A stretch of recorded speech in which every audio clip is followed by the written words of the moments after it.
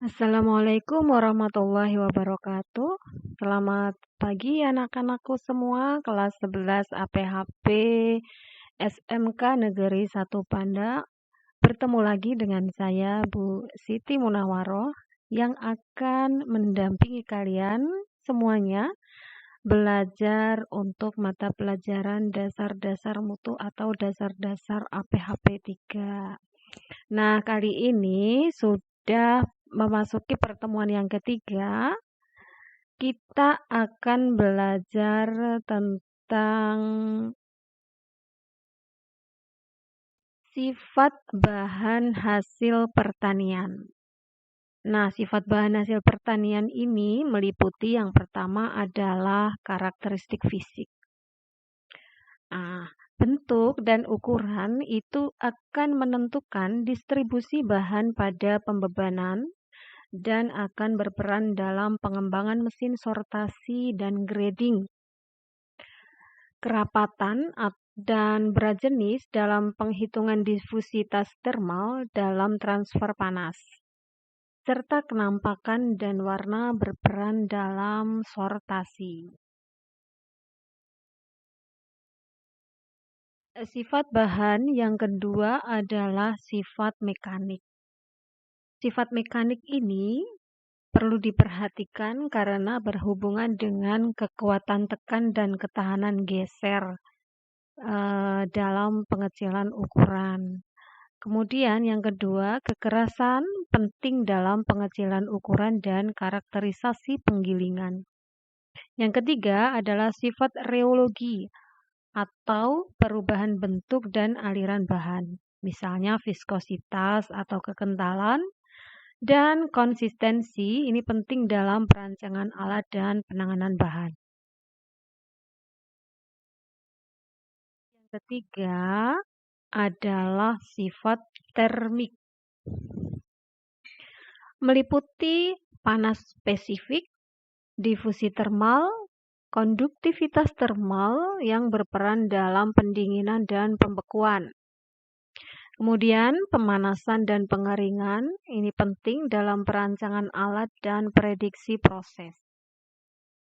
Sifat selanjutnya adalah sifat listrik. Konduktan dan kapasitansi diperlukan dalam alat untuk penentuan kadar air biji-bijian. Kapasitansi dan resistensi ini diperlukan dalam penentuan kerusakan jaringan. Serta pemanasan dielektrik berperan dalam inaktivasi enzim dan pengeringan. Sifat yang kelima adalah sifat optik. Nah, transmitan dan reflektan sinar berperan dalam sortasi dan grading, penentuan kematangan, warna, dan karakteristik sayur dan buah. Penentuan karakteristik atau sifat fisik bahan ini digunakan untuk menentukan karakteristik bahan. Sifat fisik yang umum digunakan sebagai ukuran adalah bentuk dan ukuran, derajat kekeringan, warna kilap dan transparansi, sifat permukaan, keempukan, kerapuhan, dan sifat melenting atau kinestatis. Kita akan bahas yang pertama yaitu bentuk dan ukuran. Bentuk dan ukuran bahan hasil pertanian itu bermacam-macam. Bisa bulat, lonjong, panjang, pipih, beraturan maupun tidak beraturan.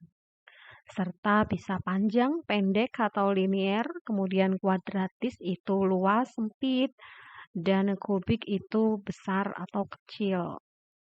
Ukuran dinyatakan dalam satuan berat dan panjang misalnya gram dan sentimeter. Untuk penentuan karakteristik sifat bahan yang kedua adalah derajat kekeringan. Nah, bahan hasil pertanian yang baru diperoleh dari hasil panen pada umumnya mempunyai tingkat kadar air yang tinggi, misalnya buah dan sayuran. ini mempunyai kadar air lebih dari 90%. Umbi-umbian sekitar 60-80%, biji-bijian 20-30%, daging 70-90%, susu segar 88-90%, ikan 66-80%, serta telur 70-75%.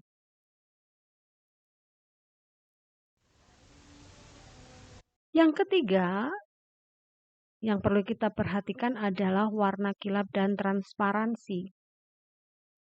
Warna kilap dan transparansi ini dipakai untuk membedakan jenis dan mutu bahan.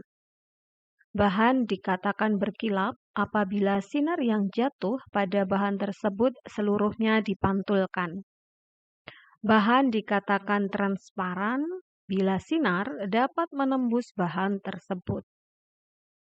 Warna kilap dan transparansi ini penting sebagai faktor daya tarik yang sering mencirikan tingkat kualitas dari beberapa bahan, terutama buah-buahan, sayuran bahan nabati, berupa lempengan atau sheet dan sebagainya. Keempat adalah sifat permukaan. Permukaan bahan hasil pertanian ini bisa rata, bergelombang, berat atau tidak, berbulu, beranak, dan sebagainya. Sifat permukaan ini erat hubungannya dengan tahanan permukaan atau gesekan yang berguna dalam rangka proses sortasi atau pemisahan. Kemudian yang kelima adalah sifat keempukan, kerapuhan, dan melenting. Keempukan ini dapat diukur menggunakan penetrometer, yaitu alat yang dilengkapi dengan alat penusuk pada tekanan tertentu dan dapat memberikan gambaran keras lunaknya bahan.